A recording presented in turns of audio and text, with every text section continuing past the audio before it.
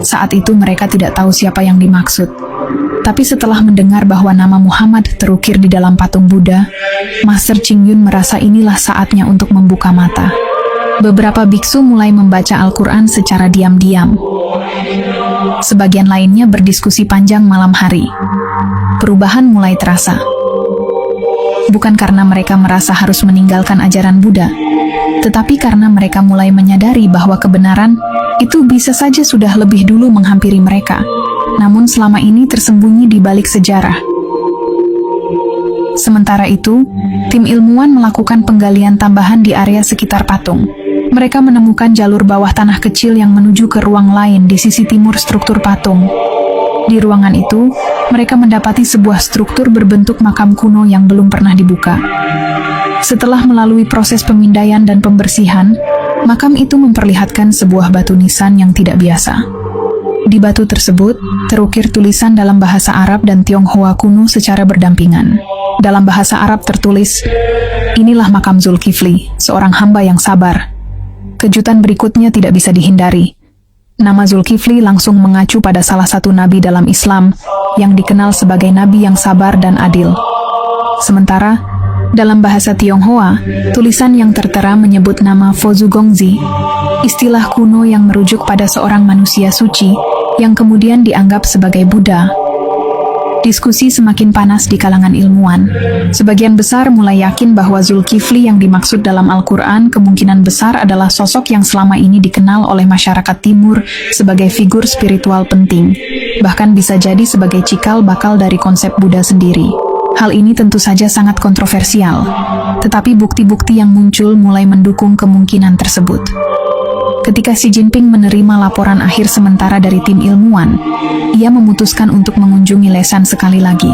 Kali ini ia pergi diam-diam, hanya ditemani tim terbatas. Saat berdiri di depan makam yang diyakini sebagai makam Zulkifli, ia menghela napas panjang. "Kalau ini benar," katanya pelan, "berarti ada sejarah yang selama ini belum kita pahami sepenuhnya. Dan kebenaran bisa datang dari arah yang tak kita sangka." Hari itu, di Biara Leshan, salah satu biksu muda akhirnya memberanikan diri berbicara di hadapan rekan-rekannya. Ia mengangkat tangan dan berkata dengan tegas, "Kalau apa yang kita temukan ini adalah kebenaran, maka saya bersaksi, tidak ada Tuhan selain Allah, dan Muhammad adalah utusannya." Kata-kata itu seperti petir yang membelah langit Leshan. Tidak lama, puluhan biksu mengikuti langkahnya. Beberapa di antaranya menangis. Mereka tidak merasa dikhianati oleh kepercayaan lama. Mereka merasa dipertemukan kembali dengan akar kebenaran yang telah lama tersembunyi. Berita tentang para biksu yang mengucapkan syahadat di Biara Leshan akhirnya bocor ke publik. Meskipun awalnya disebarkan secara terbatas oleh orang-orang dalam lingkungan biara, kabar itu menyebar dengan cepat melalui media sosial dan platform daring Tiongkok, bahkan sebelum otoritas bisa mengendalikannya. Dalam waktu kurang dari 2 hari, jutaan orang sudah menonton potongan video pendek yang menunjukkan sekelompok biksu mengenakan jubah oranye, mengangkat tangan, dan mengucapkan 2 kalimat syahadat dengan suara lantang. Pemerintah Tiongkok awalnya sempat bingung. Fenomena ini bukan sekadar peristiwa keagamaan, tapi bisa berdampak sosial dan politik. Namun, karena Presiden Xi Jinping sendiri terlibat langsung dalam penyelidikan awal penemuan ini, pihak berwenang memutuskan untuk tidak menekan atau menyensor peristiwa tersebut secara frontal.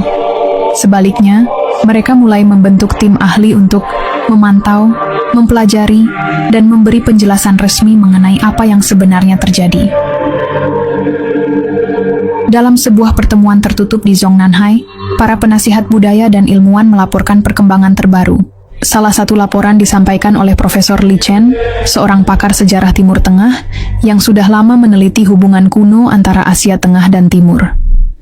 Ia mengatakan bahwa ada kemungkinan bahwa Nabi Zulkifli adalah figur yang pernah menetap di wilayah Tiongkok Selatan ribuan tahun lalu, dan ajarannya kemudian diserap dan dimodifikasi oleh para pengikut lokal menjadi ajaran spiritual yang kelak berkembang menjadi Buddhisme awal. Penjelasan itu mengejutkan, terutama karena Profesor Li bukan seorang Muslim, dan selama ini dikenal sangat skeptis terhadap teori-teori lintas agama. Tapi, bukti-bukti yang diajukan tidak bisa diabaikan.